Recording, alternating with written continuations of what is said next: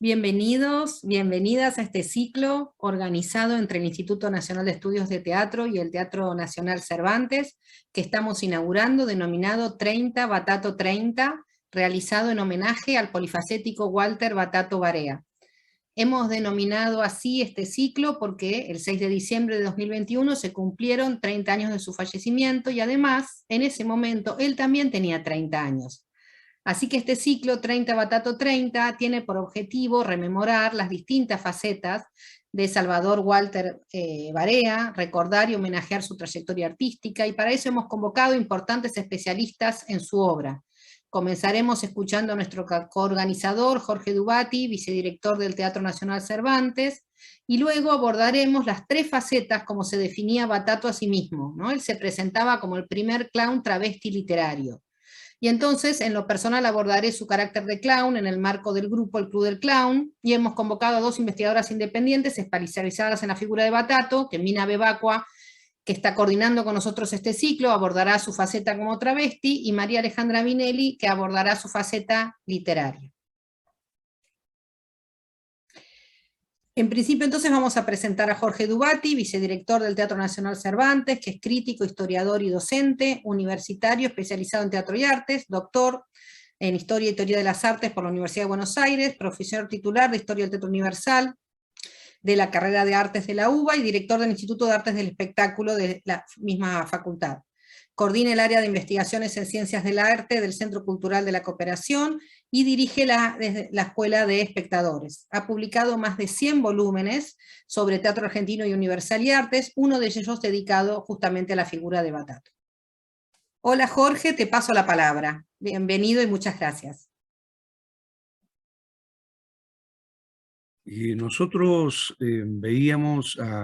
sentíamos a Batato Barea como la síntesis de una transformación en las prácticas del teatro argentino y especialmente del teatro de Buenos Aires, ¿no? El libro aquel que yo hice a principios de los 90 y que, bueno, estoy con él en mis manos en este momento, Batato Barea y el nuevo teatro argentino, era por un lado un gran homenaje a esas transformaciones y al mismo tiempo un gran homenaje de espectador hacia un artista excepcional, y por otro lado era verdaderamente una lucha intrainstitucional. Digamos, yo recuerdo el rechazo que generaba Batato, a pesar de la profunda adhesión intrageneracional, ¿no? La adhesión que despertaba en quienes teníamos en los años 80, 20, 20 y pico de años, y a principio de los 90 no habíamos cumplido todavía los 30, que era lo que íbamos al Centro Cultural Ricardo Rojas, al Paracultural, al Centro Cultural Recoleta, a Cemento, no sé, Freedom, Medio Mundo, Varieté, bueno, a un circuito de salas, llamémosle alternativas, y que veíamos que la mayoría de los críticos, los investigadores no iban a ese circuito. Digamos, había como una negación respecto de lo que estaba sucediendo en Buenos Aires. Yo recuerdo incluso cuando yo lo quise entrevistar a Juan Carlos Gené, quien había dirigido en el Club del Clown a Batato. Gené me dijo, no, yo no quiero dar entrevista, no me parece que sea relevante publicar una investigación sobre Batato Barea, ¿no? El imaginario que había era que actuaban en los sótanos, que eran teatro joven, ¿no? O que estaban repitiendo algo que se había hecho en los años del Ditela, ¿no?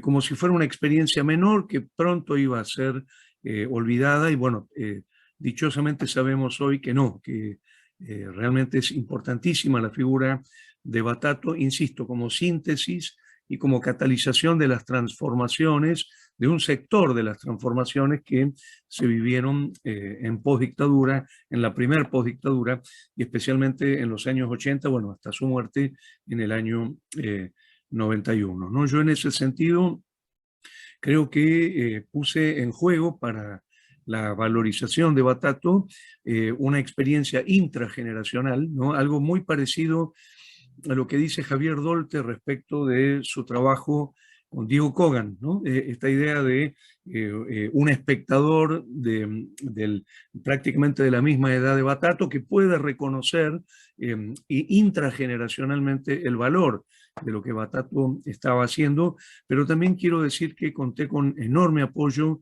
de los padres de Batato cuando me permitieron acceder al archivo de Batato, los videos, los papeles de Batato, el diario de trabajo de Batato en la casa de la calle Tucumán, ¿no?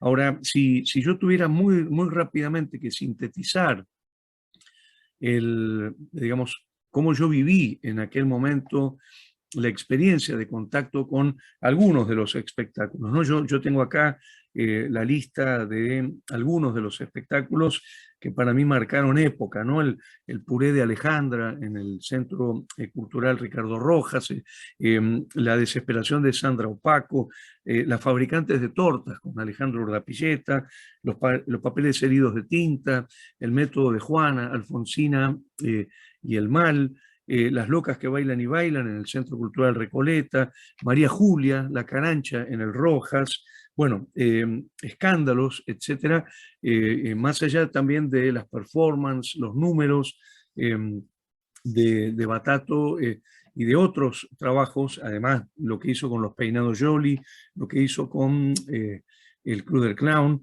o dirigido por Elena Tritek, por ejemplo, pero digamos, yo creo que la forma en que sintetizamos en aquel momento esta idea de transformación fue la idea de lo nuevo, ¿no? Hablar de un nuevo teatro argentino y del reconocimiento a un nuevo teatro argentino. Si yo tuviera hoy que sintetizar cómo veíamos aquel nuevo teatro, lo veíamos en principio como un antiteatro, ¿no? Como la desolenización del teatro a partir de lo que llamaríamos un no teatro, ¿no? Un contrateatro, una suerte de paradójica teatralidad de lo no teatral, que trabajaba con un antirrealismo, ¿no? Con lo que llamaríamos una antipedagogía y por sobre todo con una antisubjetividad de la dictadura, ¿no?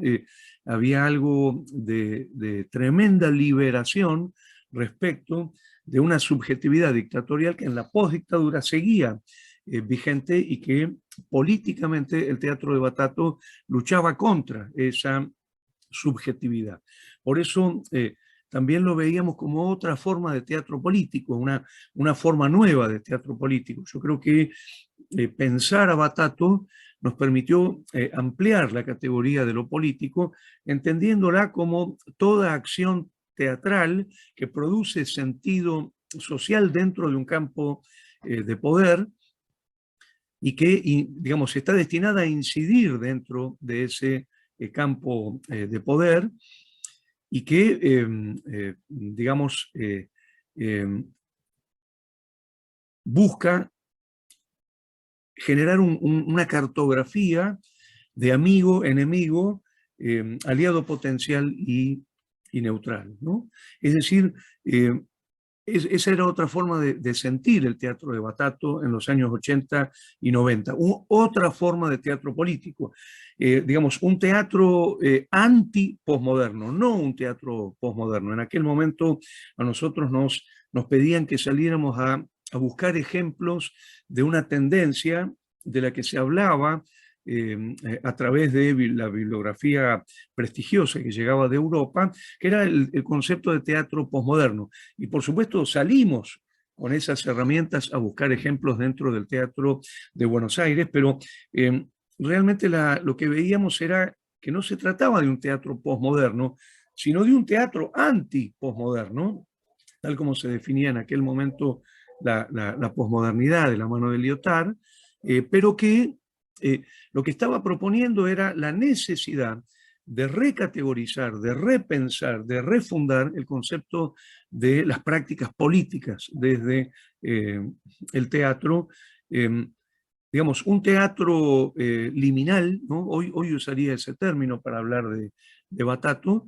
un teatro liminal en muchos sentidos, liminal con la vida, en el sentido de un teatro como acontecimiento existencial, el teatro, digamos, como un teatro del convivio, un teatro de zona de experiencia y de subjetivación, un teatro del acontecimiento vital, de la inefabilidad, digamos, un teatro que va más allá del lenguaje, ¿no? Un teatro en ese sentido con muchos elementos de la posvanguardia. Por otro lado, un teatro liminal con la fiesta, un teatro liminal con la sexualidad, y un teatro liminal con las literaturas. Yo recuerdo, no sé, haber escuchado, por ejemplo, en los espectáculos de Batato, los textos de Alejandra Pizarnik, no sé, Los perros comen huesos, o de Juana de Ibarburu, en El método de Juana, de Alfonsina Storni, de Prado, bueno, de Marosa Di Giorgio, digamos, digamos, de una cantidad de literaturas que eran convocadas liminalmente desde las prácticas del teatro de Batato. Digamos, por otro lado, la sensación de la necesidad de repensar otras categorías, ¿no? Como por ejemplo las categorías vinculadas a las literaturas del acontecimiento teatral, ¿no? Lo que llamaríamos dramaturgias de actuación, dramaturgias de dirección, metatextos de editorialización. Una de las cosas que a mí me fascinaba era que Batato escribía sobre sus espectáculos y distribuía esos textos como gacetillas, ¿no?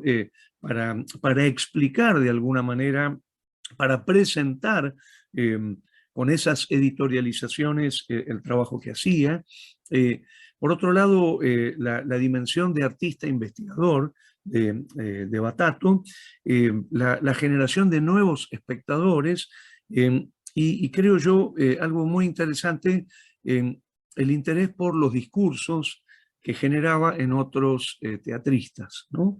De hecho, justamente en el libro, con un equipo de investigadoras integrado por Laura Silento, Gabriela Fernández, Viviana Darré, salimos a entrevistar a una serie de figuras para preguntarles qué significaba Batato, cómo veían a Batato, ¿no? Entre otros a Sidi González Paz, a Hernán Gené, a María José Gabén, a Alejandro Urdapilleta, entrevistamos, entre otros. También yo recuerdo a Carlos Belloso, por ejemplo, cuyas declaraciones aparecen incluidas dentro del libro, ¿no?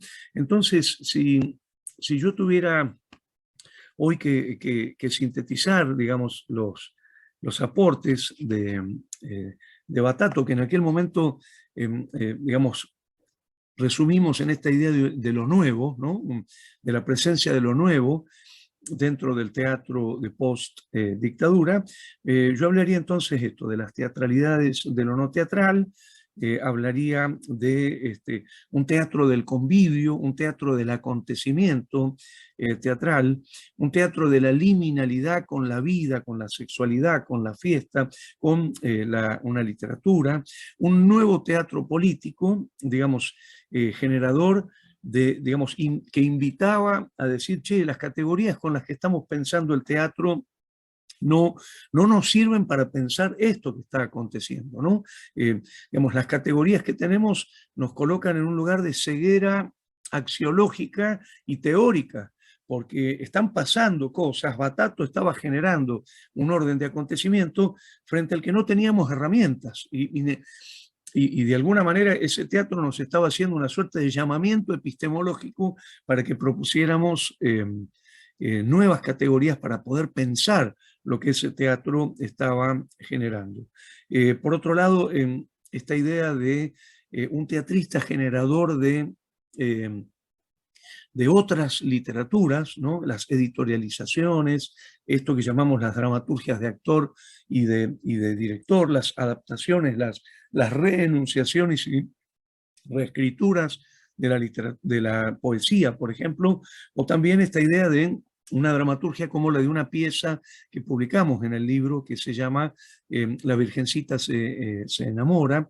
Esta dimensión de Batato como artista investigador, artista que piensa lo que hace, ¿no? Por ejemplo, en el libro yo recuerdo que transcribimos muchas de las declaraciones de Batato respecto de cómo él pensaba lo que hacía.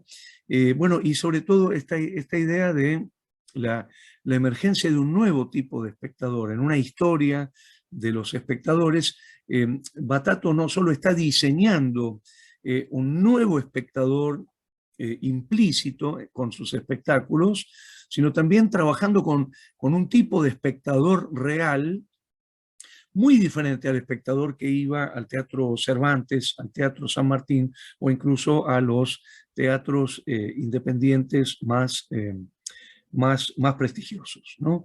Entonces, no sé, hoy por supuesto, reviso aquel libro de Batato Barea y el Nuevo Teatro Argentino del año 95, lo reviso, digamos, como el gesto de amor a Batato y muy especialmente como el gesto de reivindicación de un teatro que en aquel momento estaba proponiendo una enorme revolución que no terminaba de ser visto y que hoy podemos considerar como fundamental en las transformaciones artísticas, políticas y culturales de la Argentina en la postdictadura.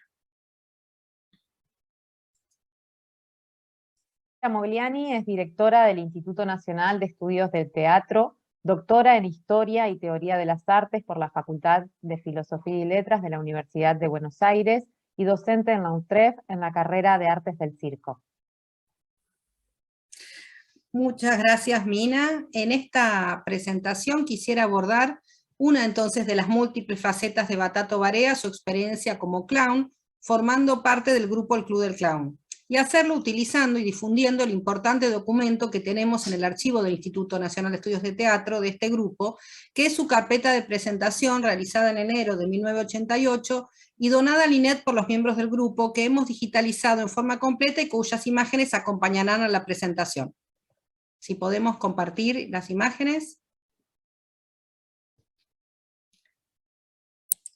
El Club del Clown estaba integrado por un grupo de actores que provenía de diversas disciplinas como el teatro, el mimo y la danza, que conocieron e incorporaron la técnica del clown a partir de su formación con Cristina Moreira o con Raquel Sokolowitz, que ambas alumnas de Jacques Lecoq e introductoras del clown en Buenos Aires. Según ellos mismos contaron en una nota, nos gustó tanto el clown que lo adoptamos y ya no lo dejamos. Un buen día, vamos a hacer algo, dejamos todas nuestras cosas y empezamos a laburar en la calle. Así formamos el Club del Clown. Tomaron el nombre del grupo de parodiar un viejo programa musical televisivo de los años 60 que reunía entre otros a Palito Ortega, Néstor Fabián, Violeta Riva, denominado el Club del Clown. En la carpeta de difusión del grupo que se encuentra en el archivo del instituto y que estamos viendo en imágenes, se presentaron como un grupo de 7 jóvenes que se encontraron para hacer algo que los divirtiera y divirtiera a los demás, y que encontraron un estilo, el clown y su público, primero en las plazas y luego en los teatros. Definen su peculiar concepción del clown como una técnica, una expresividad, una forma en la que el público cuenta como cómplice. En un reportaje desarrollan más esta concepción estableciendo la diferencia entre el payaso y el clown, y lo cito. Una de las características que distinguen al género del clown del resto de los géneros teatrales es que el payaso no es un personaje inventado, sino que es uno mismo que, con elementos ridículos propios, generalmente agrandados, hace reír. Y acá la experiencia juega un rol fundamental porque uno va descubriendo sus trabas y después las integra al espectáculo.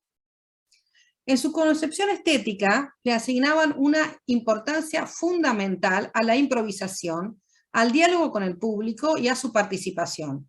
Este público al que se dirigían especialmente era el público joven. Gabriel Chamé Buendía dijo que no, cito, que no querían hacer teatro para niños, sino para toda la familia, para los niños también, pero sobre todo para los adultos jóvenes y que vinieran a las 9 de la noche y no a las 4 de la tarde. No queríamos hacer un espectáculo donde hubiese 200 chicos gritando. Fin de cita.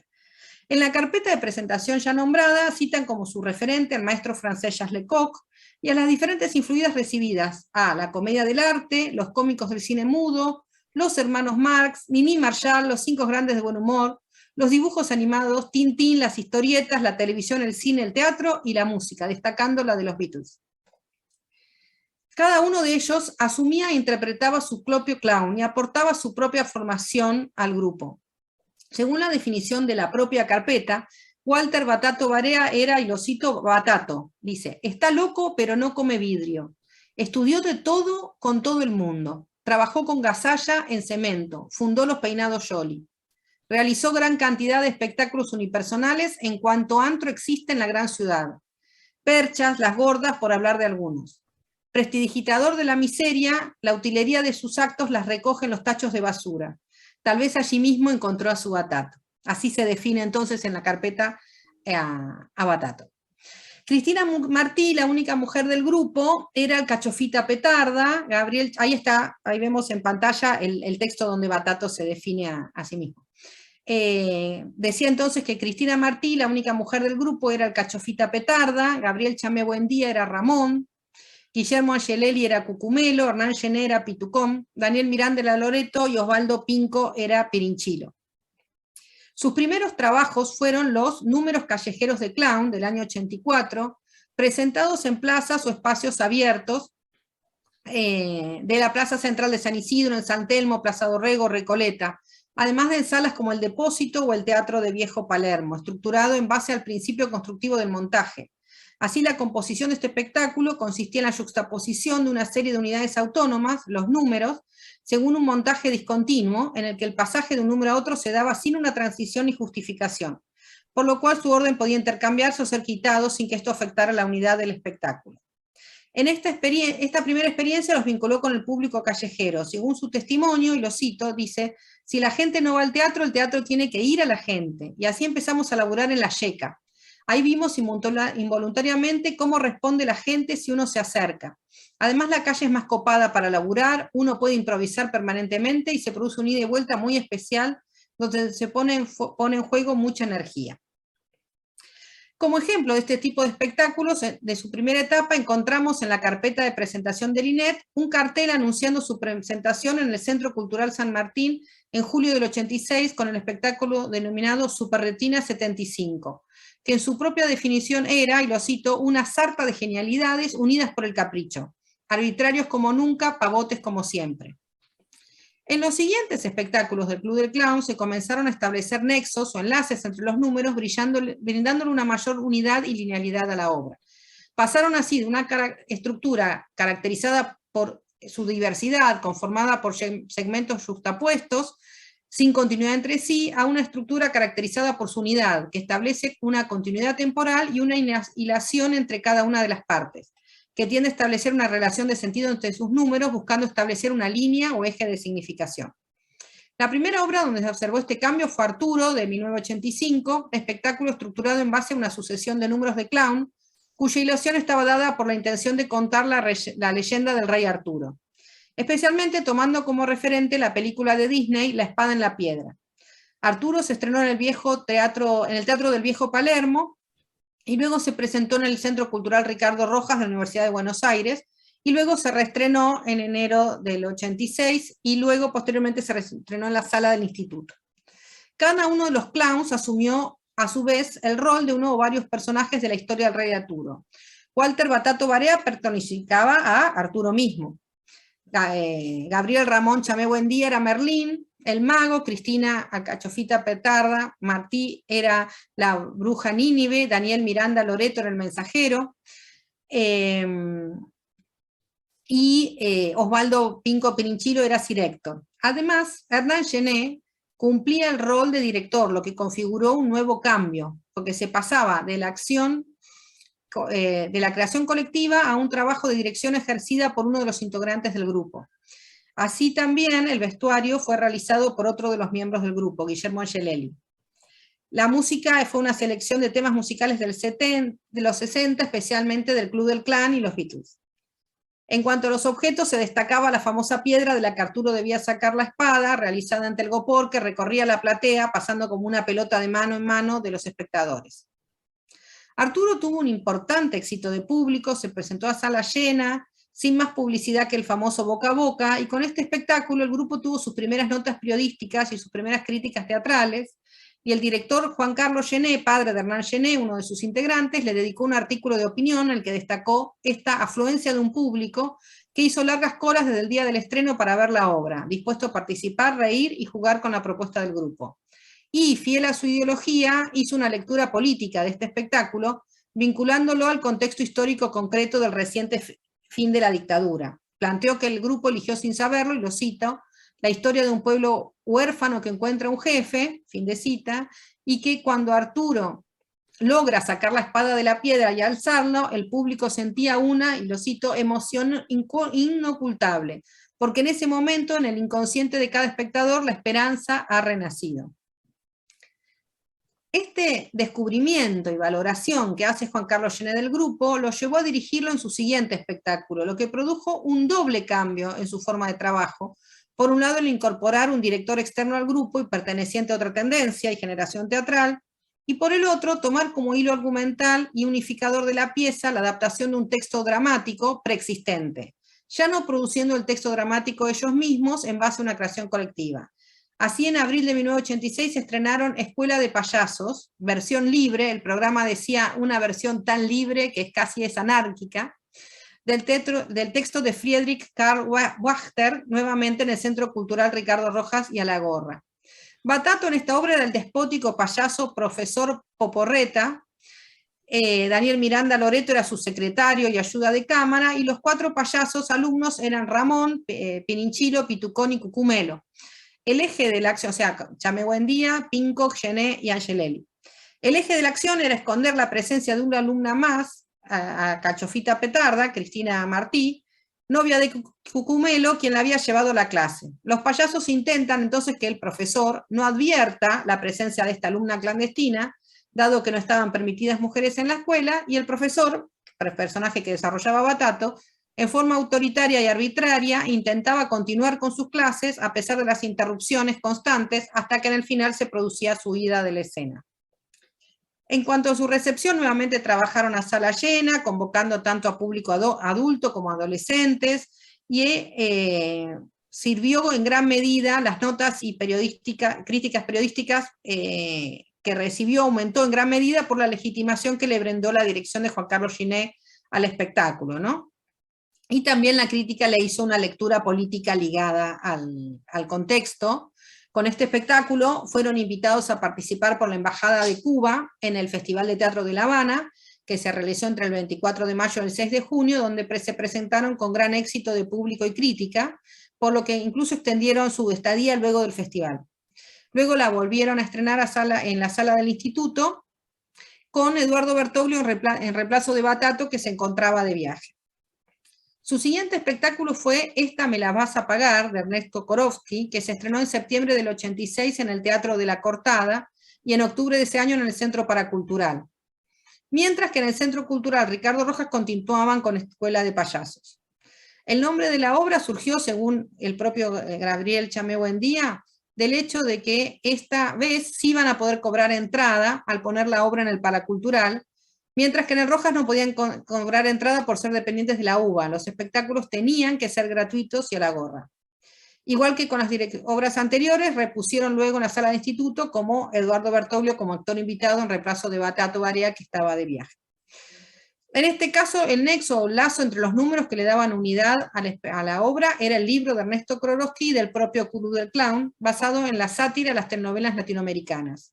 Otro hecho significativo es que vuelven a trabajar sin una dirección estricta, figuraba a cargo de la dirección el propio grupo, y ellos presentan a su obra como una, lo cito, comedia policial amorosa más audaz, y señalan que poseía, cito, la más intricada de las tramas.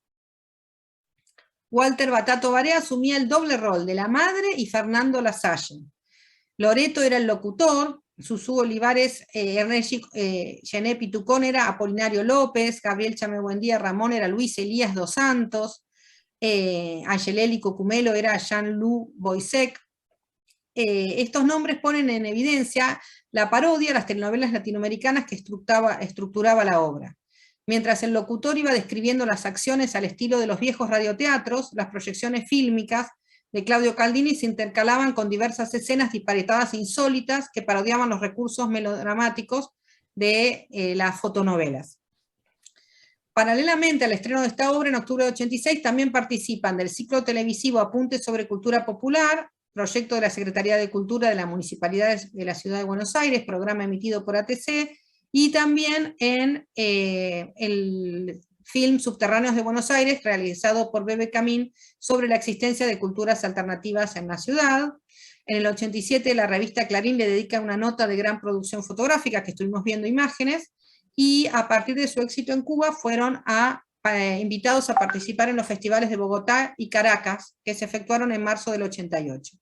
Y hasta este momento de su trayectoria nos da cuenta esta carpeta de presentación que estamos viendo, ya que recopila sus actividades hasta diciembre de 1987, porque está fechada en enero de 1988. Los dos siguientes espectáculos tuvieron como característica basarse en guiones elaborados en forma colectiva por el grupo, tomando como punto de partida la reescritura de textos clásicos. Así presentaron El Bulador de Sevilla, adaptación del texto de Tirso de Molina, estrenada en el 88 en el Teatro Santa María de Buenos Aires, para el que volvieron a convocar a un director externo al grupo, Roberto Villanueva, y en la adaptación del texto intervino tanto el grupo como el propio director, y el guion incluía además un fragmento de la ópera Carmen. Su siguiente espectáculo, La Historia del Teatro, también fue estructurada en base a la reescritura en clave de clown de textos clásicos, pero la apuesta se proponía en este caso como un simposio para reflexionar sobre el teatro universal, presentado por Loreto, donde significaban, muy resumidas y en versión clown, varias obras clásicas como Macbeth de Shakespeare, La vida y sueño de Pedro Calderón de la Barca. Un cambio fundamental en la trayectoria de este grupo fue que presentaron este espectáculo en el Teatro Nacional Cervantes, nuevamente con dirección de Juan Carlos Gené, lo que fue un paso más en su legitimación al ser programados en una sala oficial. La otra diferencia que aporta este espectáculo es que es del que más testimonios se han conservado, dado que fragmentos del mismo se hallan en registros en video y se encuentran disponibles online en YouTube, los invito a verlos, así como su guión ha sido publicado por Jorge Dubati en su libro sobre Batato Barea. Con este espectáculo también asistieron al cuarto Festival Internacional de Cádiz en 1989 y realizaron una gira por España. El último espectáculo del Club del Clown fue 1789 Tour, del año 89, en conmemoración del bicentenario de la Revolución Francesa. Y luego de esta apuesta, el grupo se disolvió y cada uno de sus integrantes tomó diferentes rumbos, desarrollando notables carreras a nivel nacional e internacional. Walter Batato Barea se convirtió en una de las figuras más destacadas del teatro under, y su prematura muerte en el 91 le otorgó la dimensión de un verdadero mito. Sumó a su participación en el Club del Clown y los Peinados Jolie numerosas presentaciones, tanto en números o sketches como en espectáculos unipersonales con otros actores. Sus obras incluían especialmente recitado de poesías, entre las que se destacaban los textos de Alejandra Pizarnik, Alfonsina Storni, Fernando Noy, Alberto Laiseca, etc. Estos recitados oscilaban entre la parodia y el respeto emocionado hacia los poemas, y se encalaban entre cuadros disparatados, números musicales, bailes, trucos de magia, etc. Entre otras obras podemos citar el recital de poemas Cuando una gorda declama, Los perros comen huesos, El puré de Alejandra, que es un homenaje a Alejandra Pizarnik, Sandra danza, La desesperación de Sandra Opaco, Poemas sangrantes, Las locas que bailan y bailan, El método de Juana, conformado en base a poesías de Juana de Ibarború, y Alfonsina y el mar sobre textos de Alfonsina Storni. En algunos casos su recurso más eficaz era el maquillaje y el vestuario, vistoso o deslumbrante por lo extraño o exótico, elaborado en ocasiones en base a material descartable, como perchas encontradas en las calles del Once, y en su homenaje lleva su nombre una sala del Centro Cultural Ricardo Rojas, y hasta en un momento se creó un museo llamado Batatópolis, situado en el barrio del Abasto, en el que era su domicilio, cuya exposición fue curada por Sidi González Paz, que bueno, actualmente se encuentra cerrado. Muchas gracias. A continuación, vamos a escuchar a dos investigadoras independientes especializadas en la figura de Batato. En primer lugar, quien está coordinando con nosotros este ciclo, Guillermina Bebacqua, quien es doctora en Historia y Teoría de las Artes por la Facultad de Filosofía y Letras de la Universidad de Buenos Aires. Es autora del libro De Formas, Destellos de una cartografía teatral desobediente, publicada por Editorial Libreto en 2020. Actualmente es becaria postdoctoral del CONICET en temas estratégicos y desarrollará la faceta travesti de Batato. Mina, te paso la palabra. Muchas gracias, Laura. Voy a ir compartiendo imágenes que van a funcionar de modo que acompañen el relato sobre la vida y obra de Batato Barea. Mi trabajo se titula Batato, clown travesti. Clown travesti literario era como él solía llamarse, y es por eso, bueno, que con gusto estamos compartiendo también el espacio con Alejandra Minelli, para que ella aborde la trama más literaria de Batato, así como Laura abordó la faceta del clown. Y yo voy a empezar este trabajo entonces pensando en que las prácticas teatrales emergentes en los años 80 pusieron en el centro de la representación discursos y figuraciones que provenían de los márgenes. Y en ese contexto, como método de actuación escénica, el clown irrumpió con una fuerza performativa inusitada en los escenarios porteños. El desembarco de la técnica fue posible a través del tráfico de la Francia setentista, realizado por Cristina Moreira. Por entonces, luego de una vida normada por la autoridad que prohibía cualquier acto de carácter subversivo, el espacio ofrecido por Cristina Moreira configuraba un páramo, donde la risa servía para encontrarse, mirarse a los ojos y sobre todo faltarle el respeto a la autoridad, simbólica obviamente. Como suele señalar Cristina Moreira, el método Lecoq ofrecía una práctica de la libertad de mente y de espíritu.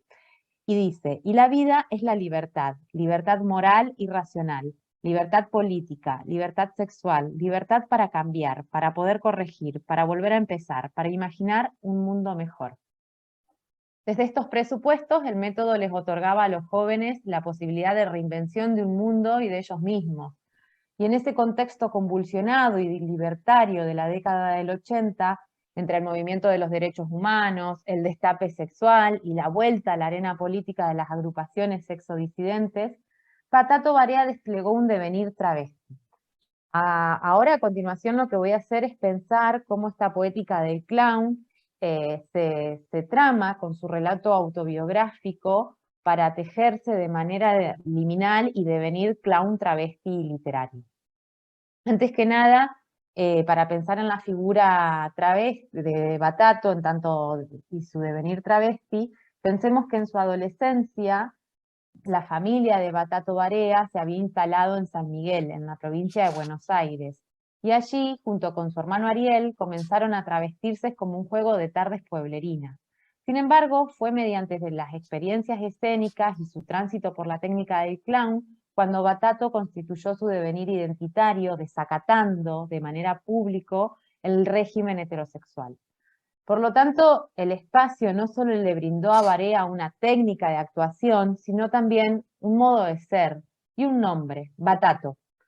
Sus allegados suelen señalar que en los cursos con Cristina Moreira, Batato no descubrió a su clown, sino que él mismo era un clown.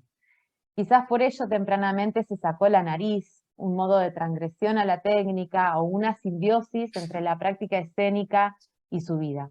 En su autobiografía presenta su devenir errante de su trayectoria de vida y dice: me llamo Salvador Walter Barea, fui mozo, cadete, bañero de piletas en la Salada, vendedor de salames, taxiboy y masajista. Hice desfiles de moda, cortos publicitarios, de marinero, para hecho en el balde, galletitas Vocación y turrón Namur. También fotonovelas eróticas. Creo en todas las expresiones, todo debe ser desechable, descartable como esta época. Me fui de casa a los 15 años y nunca más volví. Antes de terminar el secundario comercial, me negué a recibir el título de perito mercantil y me escapé. A partir de allí, con solo 17 años, me fui a dedo a Brasil. Luego hice el servicio militar y fui convocado a la guerra de Malvinas y me negué a luchar. Además, no sé la letra del himno. El trazo narrativo de Batato Barea desglosa un recorrido intenso en el que su devenir clown emerge en un tránsito laboral el cual no responde a una especialización o carrera a seguir o completar de acuerdo a los tiempos normativos de la adultez. Por el contrario, Batato fue un buscavida, un clown, un vagabundo o un ciruja de la cultura, como lo llamaron por su gusto de levantar ropas y materiales de la calle para realizar sus numeritos. En esta carpeta del Club del Clown que estuvimos viendo, este objeto tan difícil de manipular por su gran tamaño, en la que se narra la historia del grupo mediante un colorido collage de fotos y tipografías garabateadas, se lo presenta de la siguiente manera. Está loco pero no come vidrio, estudió de todo con todo el mundo, trabajó con gasalla, en cemento, fundó los peinados Jolly, realizó cantidad de espectáculos unipersonales en cuanto antro existe en la gran ciudad. Perchas, las gordas, por hablar de algunos. Prestidigitador de la miseria, la utilería de sus actos la recoge en los tachos de basura. Tal vez allí mismo encontró a su Batato. Siguiendo con la autobiografía también y las innumerables anécdotas que lo testifican en los testimonios que quedan de Batato, como es en este libro, Te lo juro por Batato, compilado por Fernando Noy con diseño gráfico de Sidi González Paz, se cuenta que Batato pudo transitar los tiempos institucionales de la escolarización, pero desacatando, por ejemplo, el llamado a los símbolos mayoritarios de la identidad nacional, como el himno, como lo decía en su autobiografía. Asimismo, aunque completó el ciclo de educación secundaria, se ausentó del acto final, esquivando los artificios y estereotipos de la celebración social, y a pesar que realizó el servicio militar obligatorio, no aceptó el llamado a pelear en la guerra, ya que la violencia no forma parte del universo poético del clown. De esta manera, las instituciones, sus normas y los modos de afectación esperables en marcos disciplinarios de la sociedad fueron interrumpidos en el devenir errante y clownesco del performer. Este recorrido vital de Barea habitó la poética del desecho, pero no solo como una profusión de actividades y de devenires tejidos en ella, sino como un modo de subjetivación que transgredía los parámetros de lo permitido. Continuando con la autobiografía, Batato Barea señalaba sobre su actividad escénica. Estudié teatro y expresión corporal y me cansé. Fui asistente de Pepito Cibrián en Calígula, trabajé en Romeo y Julieta, la señorita Julia y me cansé. La técnica del clown me atrapó, ahí descubrí mi vocación. Fue como entrar en una catedral, pero después me cansé luego de reprocesarla. Vinieron los peinados Jolly y me cansé. Ahí empecé a aplicar el clown. En ese momento fue un boom, ahora lo hago y nadie se ríe. Después vino Antonio Gasalla, aprendí mucho con él, trabajé en las calles y a partir de ahí se formó el Club del Clown. Si bien en la exposición del relato las experiencias artísticas suceden cronológicamente, muchas de estas fueron desarrolladas de modo simultáneo. Entre ellas, en 1984, Barea fundó los peinados Jolly junto a Patricia Gatti, Doris Nay, Fernando Arroyo, Tino Tinto y Mario Filgueira, Peter Pirello, formación a la que luego se incorporaron Ronnie Arias y Divina Gloria. Tomó clases de clown con Cristina Moreira y encontró el sentido de la vida, como él mismo lo manifestó en diálogo con Peter Pan en la peli de Batato, la película dirigida por Peter Pan y Goyan Chow. Luego de estos cursos, conformó el Club del Clown con Cristina Martí, Guillermo Angelelli, Gabriel Chame Buendía, Hernán Genier y Daniel Miranda. Y en ese mismo año también Batato trabajó en terapia intensiva, el espectáculo dirigido por Antonio Gasalla. De esta manera, el performer emprendía distintas actividades, como un niño que prueba uno y otro juego para no aburrirse, como un ropaje que usa hasta cansarse, o como alguien que sabe de la fugacidad de la vida y se enfrenta a la finitud tempranamente. Siguiendo a Cristina Martí, amiga y cómplice de Batato Barea en el Club del Clown, se puede comprender la imagen del clown de Barea y dicha actitud ante la vida. Y dice Cristina Martí: el clown es una persona que está parada delante de un abismo, con el pie casi en el aire mirando al cielo y tiene un lío en el hombro, que es un palito con un pañuelo atado y dentro de ese pañuelo está toda su historia personal. Esto significa que lleva su historia personal con liviandad, y lo que hace es transformar su historia personal en universal. Al lado tiene un perro que le dice: cuidado, te vas a caer, pero él confía en su destino, en su impulso, en su espíritu, confía. El perro lo que hace es tener la conciencia social, lo que la sociedad dice: no hagas esto, no hagas lo otro, pero él confía y hace lo que su corazón o impulso quiere.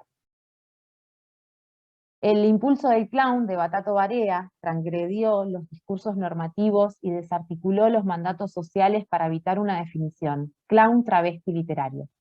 Históricamente, cuando las mujeres tenían prohibida la interpretación y realización de espectáculos, el travestismo escénico fue la estrategia que posibilitó las representaciones femeninas desde la antigüedad a la comedia del arte. Cuando paulatinamente esta legislación se levanta, el travestismo fue un recurso altamente utilizado para causar comicidad.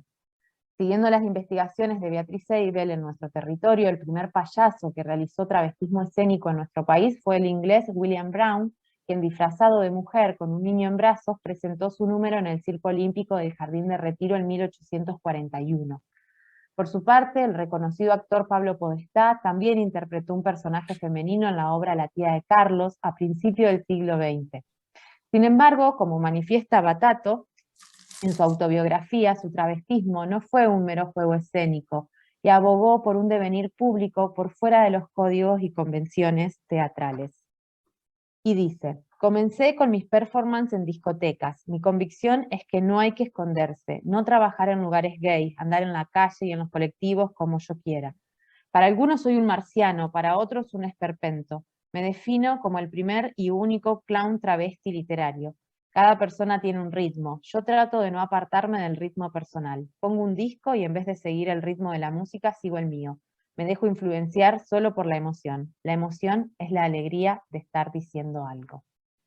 Dislocando unívocos imaginarios e identitarios, Barea fue un clown que hizo estallar las binarias categorías de género.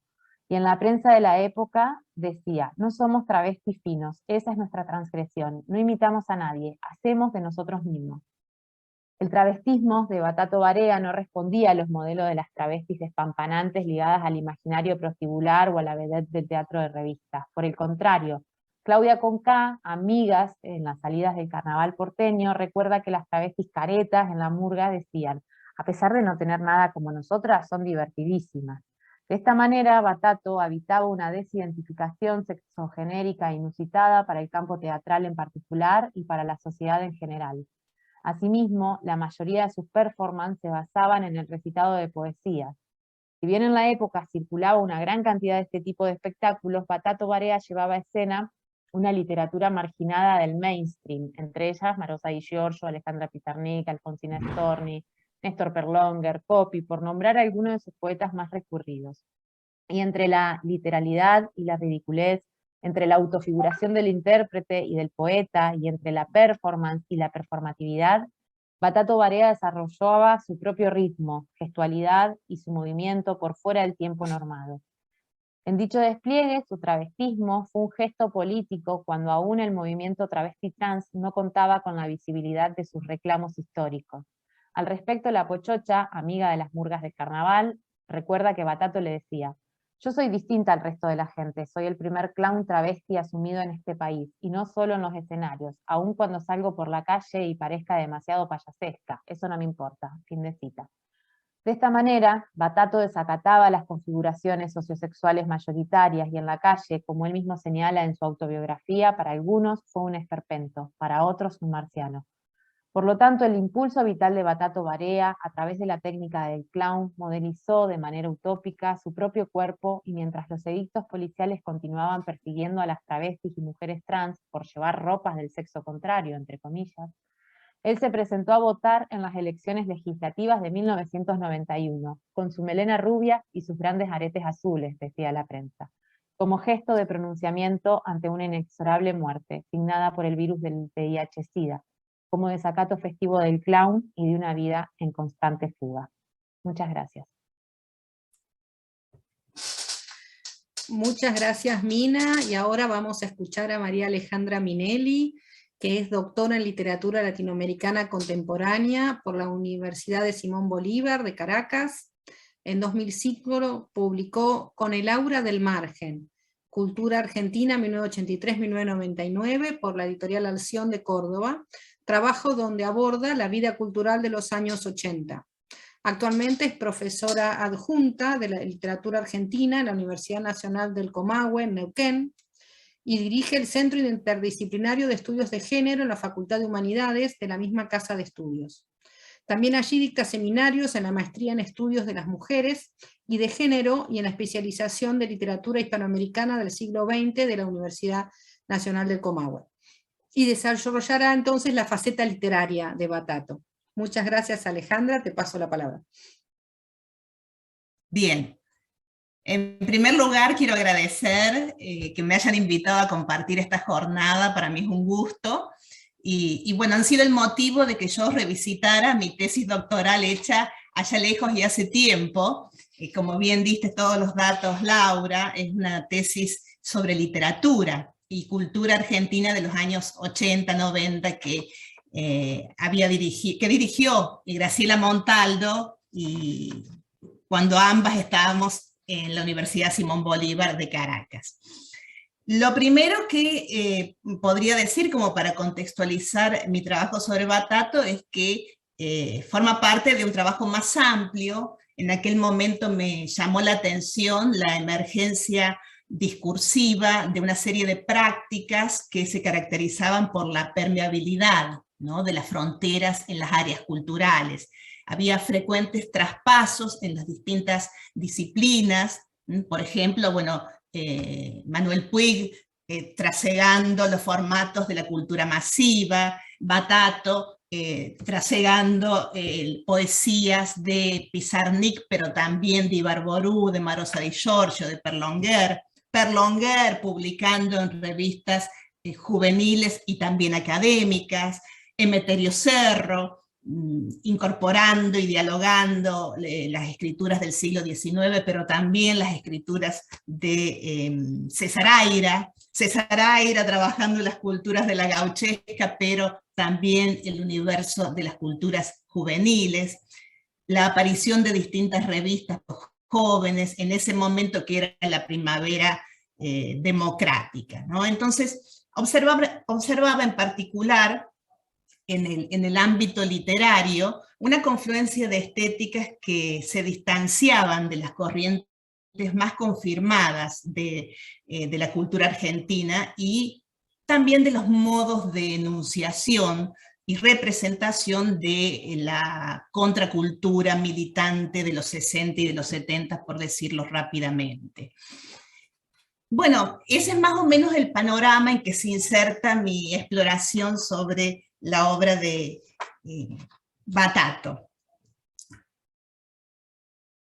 El primer aspecto que me vino a la memoria fue el proceso para acceder a los materiales que correspondían a un periodo marcado por esa efervescencia.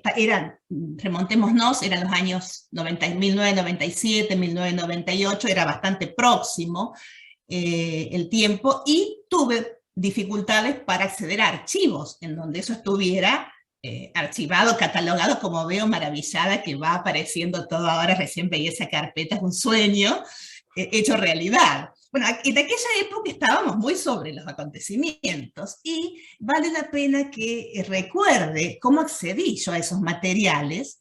Fue una tesis hecha bastante nomádicamente, porque ya les digo, viví en Venezuela, venía a Buenos Aires, estaba bastante limitada. Y allí fue que me encontré con un joven profesor Dubati en las puertas del Instituto de Cooperación, que muy atentamente me dio los datos de un actor, que era Tino Tinto, al que podía ubicar en un kiosco, y que él me iba a facilitar el acceso a materiales. Y así fue. Me puso en contacto con la mamá de Batato. Allí formalizamos una visita que hice a la casa de Batato, y cuando llego me encuentro con ella, y custodiada, puedo utilizar el término, por Cedi González Paz y por Fernando Noy, que cuando les conté lo que estaba haciendo, me dieron el ok, y ahí fue que pude grabar los VHS con los cuales yo pude ver cómo habían sido esas performances. Además, bueno, material gráfico, en fin. Subrayo estos nombres porque estos nombres y estas circunstancias creo que sirven para poner en valor la importancia y la potencia de las redes de sociabilidad cultural, académica, en aras de sostener una construcción de la memoria cultural, ¿no?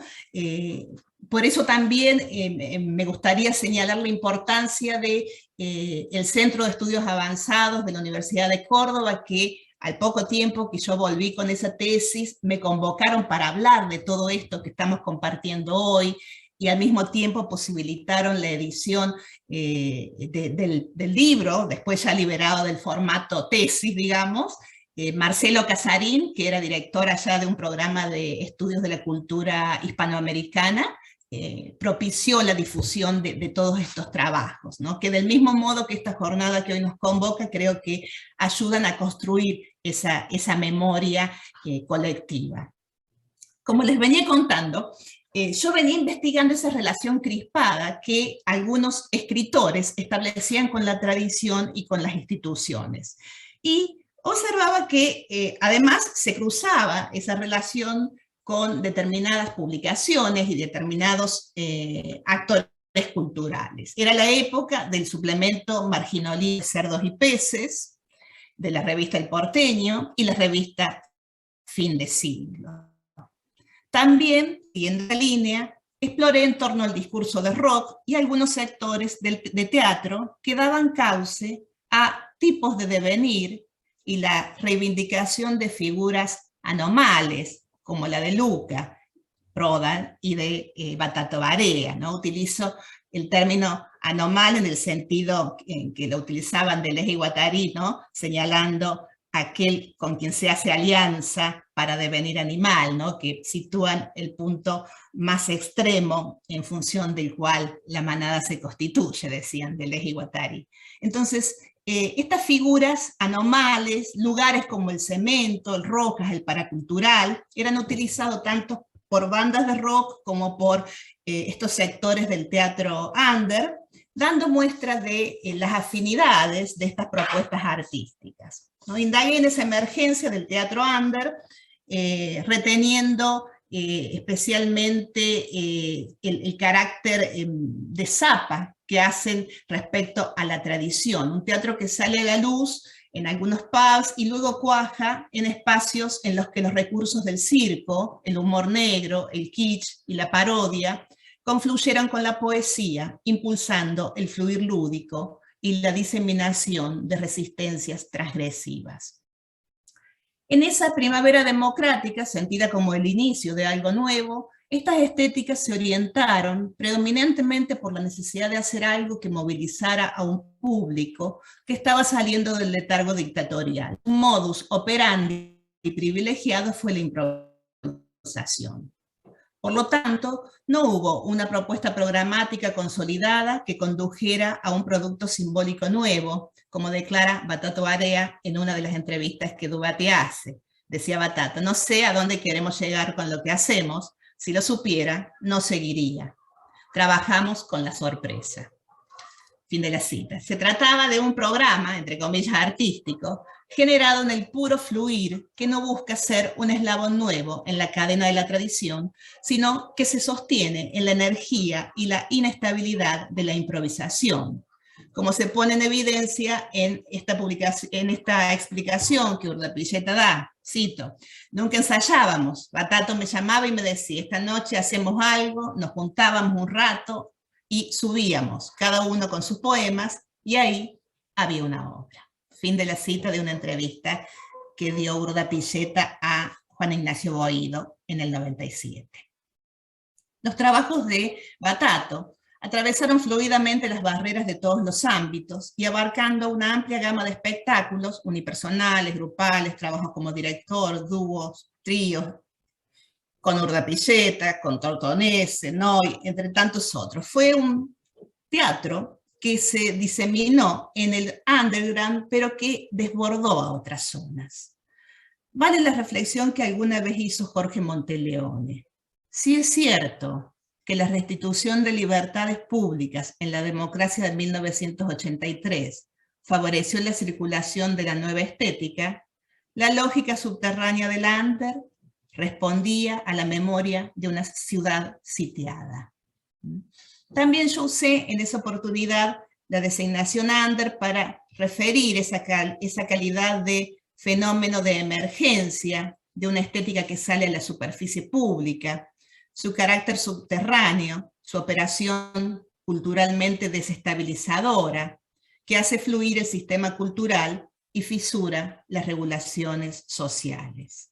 Además, utilicé esa expresión para señalar las condiciones de marginalidad estética y económica que están presentes en este sector del teatro, en el que confluyen materiales rústicos, reciclados o visiblemente improvisados, y una producción artística movilizada inicialmente desde la carencia, en la que priman la improvisación, la creatividad y los criterios experimentales, mucho más que el dinero para su realización.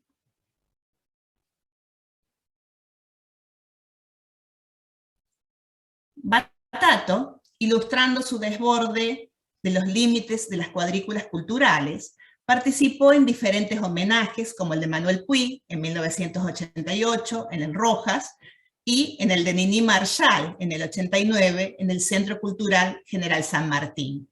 Y a su vez, él mismo, como reconocimiento a su polifacética actividad, accedió tanto a homenajes en el campo teatral y cultural, como al reconocimiento de los medios y a esa suerte de Parnaso de ídolos rockeros de los 80-90 junto con Luca Prodan.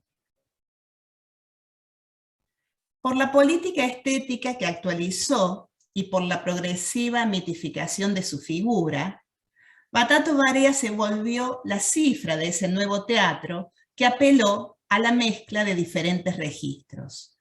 Alejado de lo programático, como sus vestuarios y utilerías confeccionados por él mismo con materiales regalados o sacados de la basura, su estética recicló aportes de variados orígenes: la literatura, la danza, la acrobacia, el universo clown. Su práctica artística privilegió elementos resistentes a las regulaciones ordenadoras: el grotesco, la poesía, la ingenuidad del clown, las acrobacias y su cuerpo mismo, como elemento teatral y como soporte de resistencias disruptoras. Si bien realizaban presentaciones que no siempre eran exactamente performance, es aplicable a ellas lo que Prieto Stambau señaló para este tipo de arte difícil y de describir. El núcleo del performance art es el artista mismo, su cuerpo, su voz, su memoria. El carácter efímero del acto performático, que a menudo no se basa en texto, lo hace difícil de catalogar y documentar, por lo que generalmente queda excluido de los espacios culturales convencionales, museos, libros, catálogos. El hecho mismo de escribir sobre una performance ya lo convierte en otra cosa. Fin de la cita de Prieto Stambau. En estos espectáculos, lo verbal se subordina a efectos de sentido no verbales, como se ve especialmente en las representaciones basadas en textos poéticos, como Alfonsina y el mal, El puré de Alejandra, Los perros comen hueso, El método de Juana. La predilección por la poesía poético más o menos estable lleva a pensar en una comunión homenaje con la figura de poetas como Fernando Noy, Alejandra Pizarnik, Maro Di Giorgio, Néstor. Y al mismo tiempo, también hace pensar en una ridiculización de las formas adocenadas de circulación y consumo de la poesía. Según Jorge Dubati, El método de Juana, estrenado en 1990 en el Rojas, sintetiza quintesencialmente la última estética de Batato.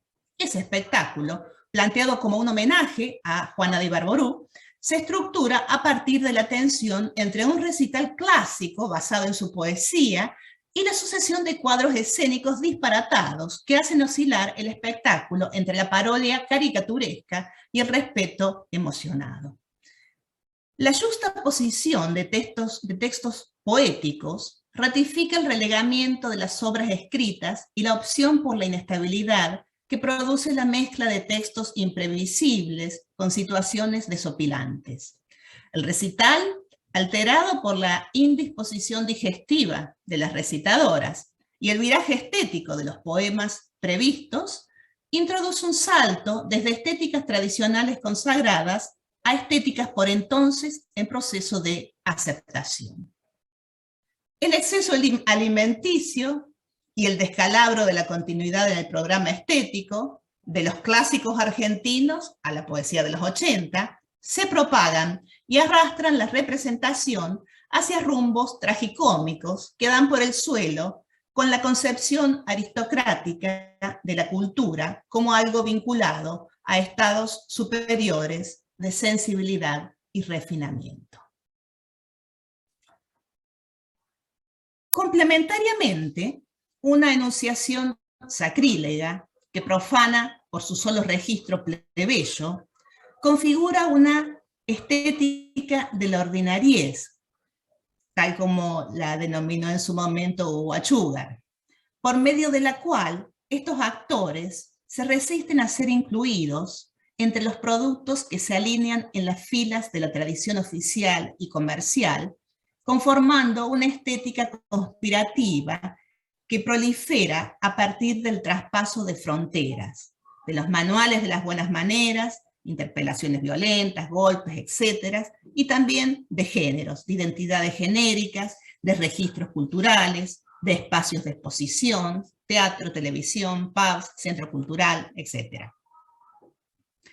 La juxtaposición de estos textos poéticos, auténticos frisos de poesía, da origen a un tipo de espectáculo que no cesa de producir efectos de inseguridad y extrañamiento en el público, que acicateado por los efectos de sentido no verbales, tonos de voces, silencios, miradas, indumentarias, situaciones, nunca está completamente seguro del uso que se hace de los textos originales.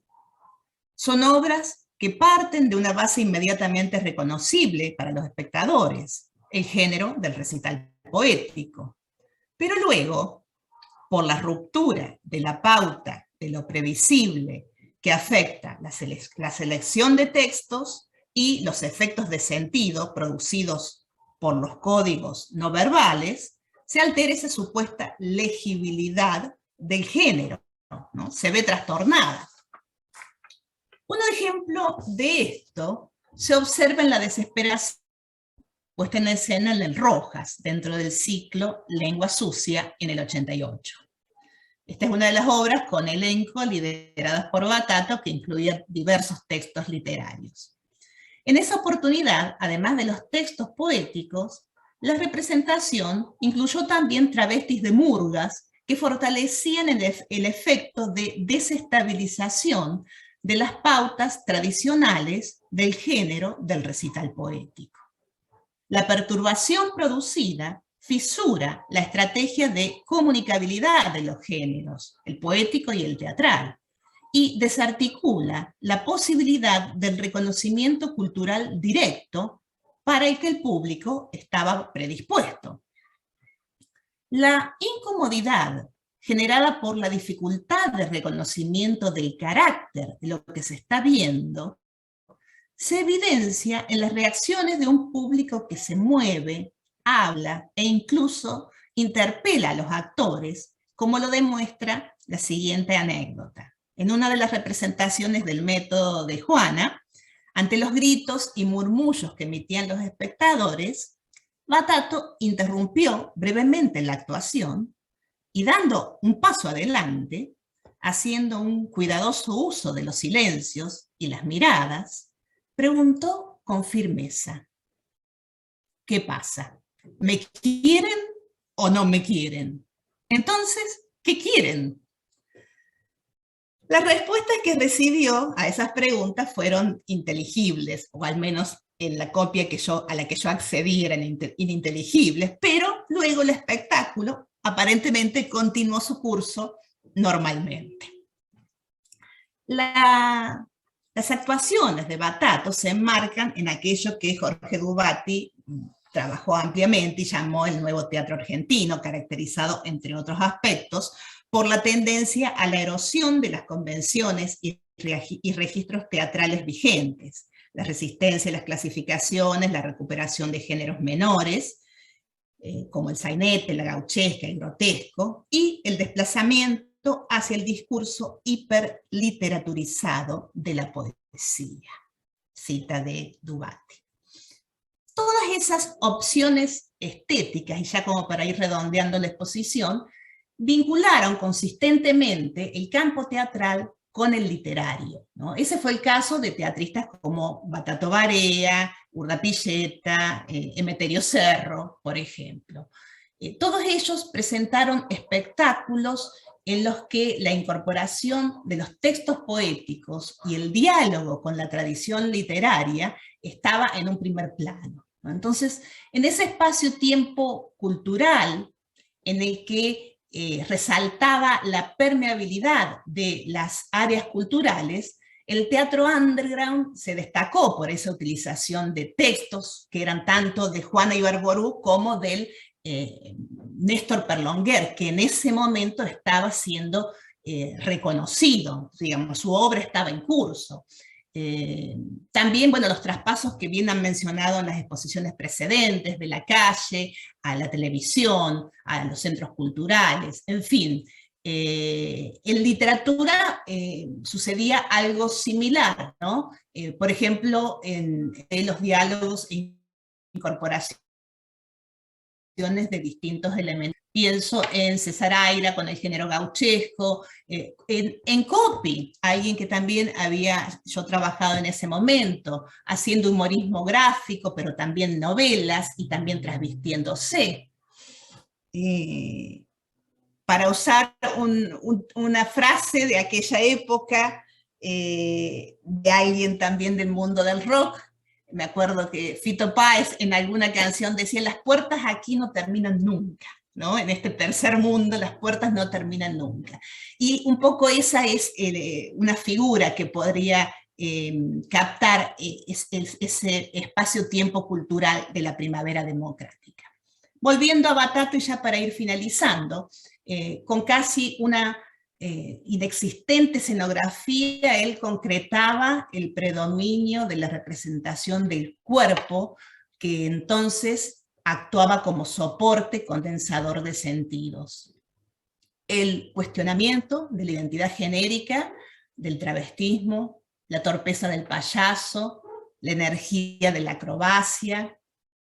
En términos de Deleuze y Guattari, todas semióticas gestuales, mímicas, lúdicas, rizomorfas, ¿no? Semióticas rizomorfas que sirven para deconstruir las leyes sociales y culturales. Batato, desbordando las clasificaciones con su propensión a generar la risa o la incomodidad, fuera de lo programático, y probablemente por eso, aunando en su personaje público los matices de lo payasesco y la androginia, produjo una obra, llevó adelante un proyecto cultural, ¿no? Una obra que quedó impregnada de un valor cultural, ¿no? Y hasta hoy vive, creo yo, plena de un esplendor aurático. Y hoy, como antes, como en aquel 1998 que andaba yo peregrinando buscando materiales, sigo viendo todavía una suerte de cofradía, preservando y difundiendo y disfrutando los matices de la obra de Batato, el legado de Batato, ¿no?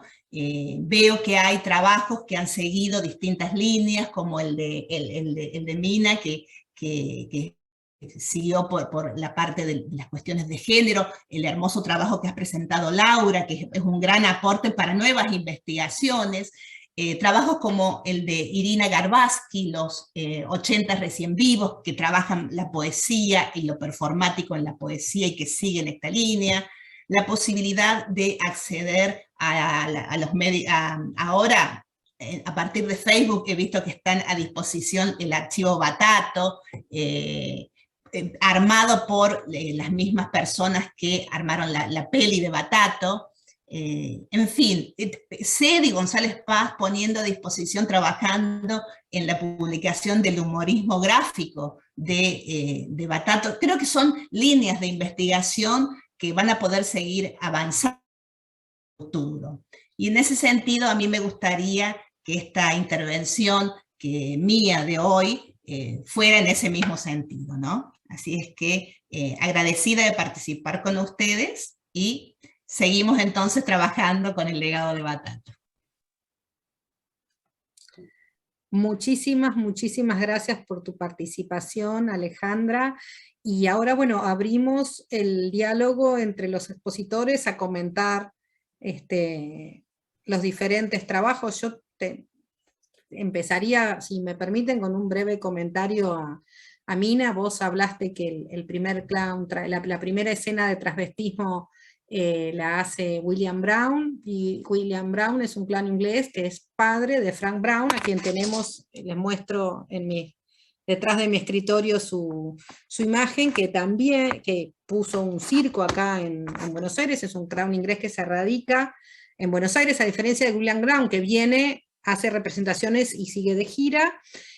Pone su circo, que es muy importante para la ciudad de Buenos Aires, y él en sus primeros años también hacía un número de clown travesti, digamos, tenemos imágenes en el archivo de él vestido de mujer. Así que bueno, un comentario histórico para mí.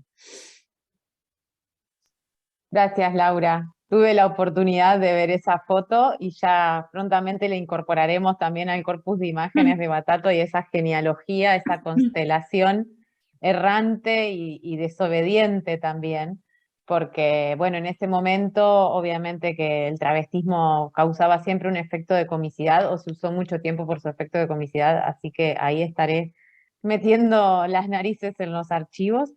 Yo quería agradecerle a Alejandra la participación y volver a ese primer encuentro con la mamá de Batato, ese encuentro mítico también, ese encuentro de archivos, cuando Alejandra comenzó comentando sobre la peregrinación que una fue haciendo para dar con los archivos de Batato. Yo también me vi en esa misma peregrinación. Sin embargo, la imagen de la mamá de Batato, bueno, por una temporalidad de investigaciones yo no la pude conocer a Nene Bache. Nene Bache fue la fundadora del Museo Casa Batato Barea. Hoy en día los archivos están bajo custodia de Cedi González Paz. Él es quien lleva adelante el Facebook, en las redes sociales también, Archivo Batato Barea. Por otro lado también tenemos los archivos de la peli de Batato, que fueron puestos a disposición también por sus realizadores en las redes. Y en esta genealogía de investigaciones que este ciclo tiene la suerte de abrir, de reabrir, el trabajo de Alejandra Minelli, yo quería decir que fue, como el de Jorge, uno de los grandes faros a la hora de abordar la figura de Batato Barea. Creo que para Irina Garbatsky así también lo ha sido. Hoy en día también el trabajo de Irina es uno de esos faros. Pero bueno, agradecerle especialmente a Alejandra por volvernos a encontrar. Yo no me iba a imaginar que después de una fotocopia, porque yo tengo una fotocopia, no tengo el libro, hay una fotocopia de la facultad. Te puedo mandar uno. La subrayé toda. Pero bueno, y por ahí recuperar esa especie de esa curaduría doméstica, si querés un poco traer a la memoria de lo que fue el Museo Casa Batato Barea, Nene Bache, la energía de Nene Bache. Sí, siempre cuesta, una señora con mucha energía, ¿no? Con mucho entusiasmo. Ella, bueno, había hecho con Cedi, diseñaban las tarjetitas de invitación para la inauguración del museo. Fue la que dijo, a todo esto hay que guardarlo, y a partir de ella es que se preserva todos los documentos de Batato. Nada, si querés, así como un comentario a Nene Bache.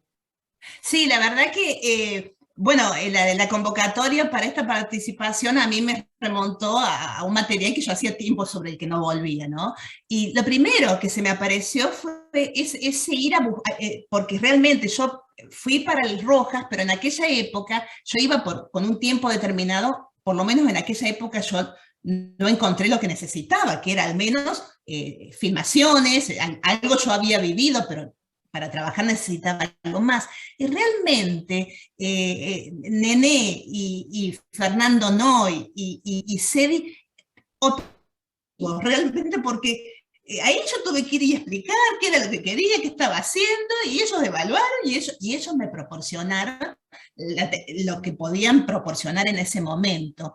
Y bueno, y ahora recorrí el Facebook de Sedi y los materiales que los autores de la peli han puesto a disposición a través de YouTube y de Facebook. Yo me doy cuenta que hay todo un esfuerzo cultural, comunitario, diría yo, de gente que quiere sostener ese legado de Batato. Y creo que eso es muy valioso, es sumamente valioso.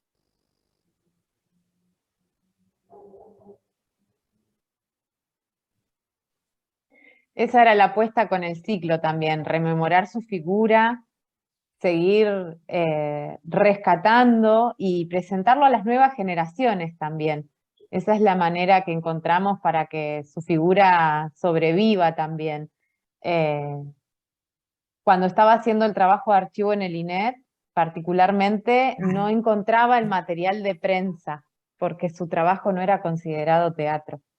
Entonces la apuesta es también hoy que reparar sobre esas ausencias en nuestros archivos y también brindarle al INET esta posibilidad de trabajar en conjunto para las futuras generaciones, ¿no? Para los investigadores y las investigadoras que vienen, para que también allanar un poco los caminos.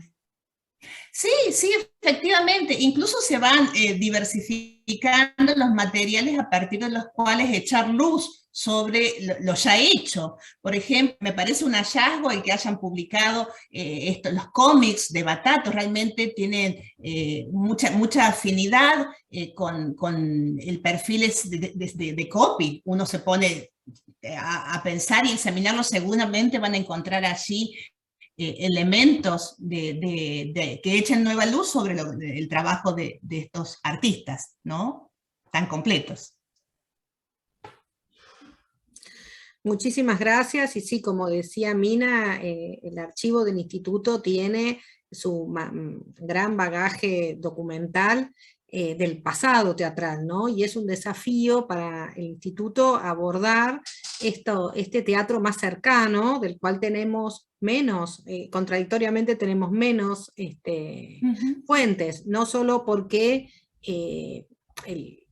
la falta de, salvo esta maravillosa carpeta que fue para mí un hallazgo maravilloso dentro del archivo del instituto, cuando entro como archivista a trabajar en el instituto y me seduce el material, y por eso me pongo a investigarlo. Como decía también Mina, las críticas periodísticas eran muy escasas en la época, que las tenemos recopiladas, pero eran muy escasas en la época, así que es un desafío para con las fuentes, ¿no? Para la historia del teatro under del periodo.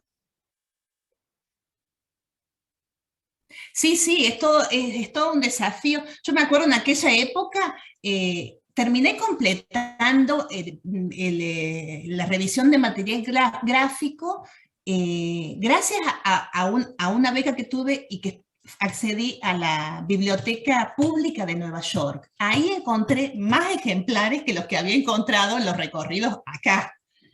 Digo, en aquella época y con los elementos que yo tenía, ¿no? Todo bastante nomádico, como les decía.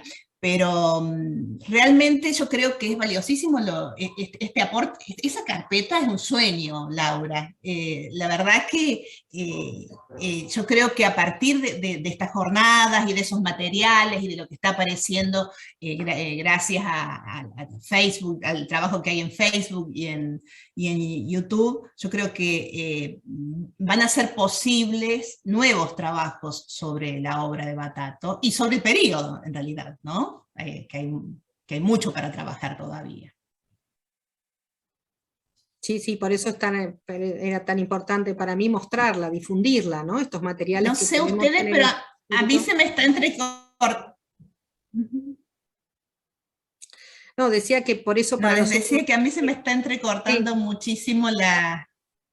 la comunicación, sí. Sí, lo que decía es que por eso es tan importante difundir para el archivo del instituto estos materiales, que es un privilegio contar con nuestros archivos, en nuestro archivo, y que tiene que ver con la donación del propio grupo del Club del Clown que hizo en su momento al instituto. Ah, bien, bien. Sí, más que valiosa esa carpeta, es hermosa porque además es un trabajo artesanal del tamaño de una cartulina. Es una cartulina, el tamaño clásico de la cartulina, entonces esto que yo decía que es de muy difícil manipulación porque está toda los colores, las cartulinas en colores cortadas en zigzag, entonces una tiene que tener muchísimo cuidado al manipularla y asimismo, bueno, tiene todas las fotos que si bien no son fotos profesionales, dejan esa huella, ese testimonio y esas condiciones también en que eran tomadas esas fotos, ¿no? Entonces, por más de que por ahí no son esas fotos nítidas de, como podemos ver, de los retratos de Gianni Mesticelli, de Curopatwa, de Olga Ramírez, incluso, estas son fotos muy a lo que fueron los 80, así, en la Claro. improvisación, en ese Ujú. desparpajo. Entonces, Y con un, perdón, y con un diseño gráfico sumamente original. Los textos son de Ernesto Korosky y el diseño gráfico es sumamente original, para la época sobre Ujú. todo. Eh, Claro, claro. También yo creo que nuevos estudios sobre este periodo pueden justipreciar de manera más adecuada quizás que lo que hemos podido hacer hasta ahora, el aporte de toda esta formación cultural a ese clima de la primavera democrática, a ese momento de la postdictadura, ¿no? De la transición democrática en realidad, ¿no? Eso específicamente. En algún momento me acuerdo que Urdapilleta estaba como insatisfecho con la lectura que se hacía de la participación de el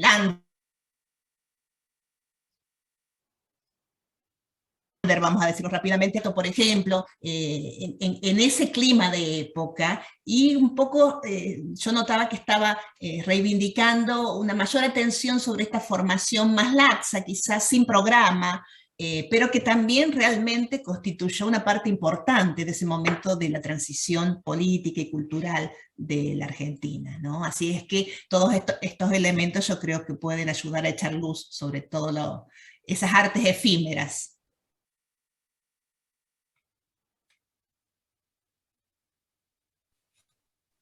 sin duda, sin duda, sin duda, estos documentos y estas nuevas lecturas actualizan la figura de Batato y es muy gratificante también cuando nuevos artistas, nuevos performers retoman su figura. Eso también y la actualizan. Esto es algo que venimos trabajando, yo particularmente. He dado cuenta cómo, bueno, hay todo un movimiento social de los movimientos sociales de la disidencia sexual se encontraron a partir de la figura de Batato y Batato era una especie de un cuerpo utópico en ese momento también. Eh, Porque bueno, las travestis que lo acompañaban en las murgas eh, tenían esa posibilidad porque estaban con Batato también. Sin embargo, yo que conocí, por ejemplo, a Claudia Conká, a partir de sus participaciones con Batato, es que se dedicó a la poesía y a hacer performance de poesías y a escribir poesías, y bueno, y falleció en el 2005, en el 2015 con 3 libros publicados, trabajando también con Susy Shock, una de las referentes del movimiento travesti trans, que también recupera la Ujú. figura de Batato. Entonces, una puede ir tejiendo los ecos y Claro. las resonancias de Batato.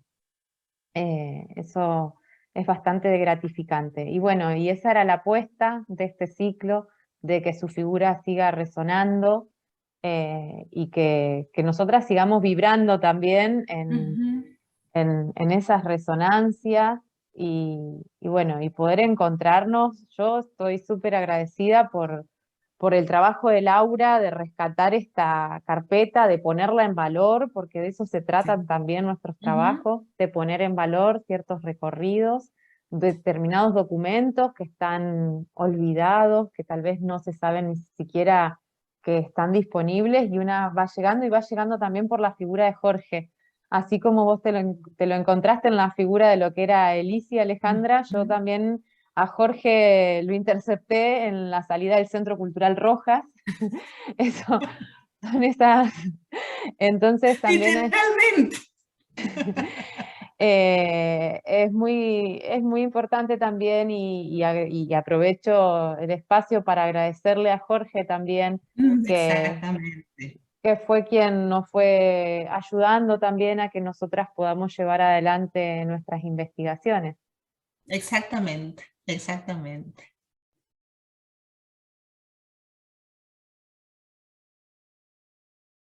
Laura, no sé si querés. Bueno, muchísimas gracias Alejandra, muchísimas gracias Mina, por supuesto muchísimas gracias a Jorge por colaborar, coorganizar esta jornada con la que esta charla con la que estamos iniciando, este ciclo 30 Batato 30 de homenaje a la figura de Batato Barea, y con invitarlos a las próximas actividades del mismo ciclo, que próximamente nos pondremos en contacto para difundir. La idea es tener 2 encuentros más formando parte de este ciclo, y agradecerles muchísimo su participación y invitarlas entonces a las próximas actividades que estaremos difundiendo en breve. Muchísimas gracias en nombre del Instituto.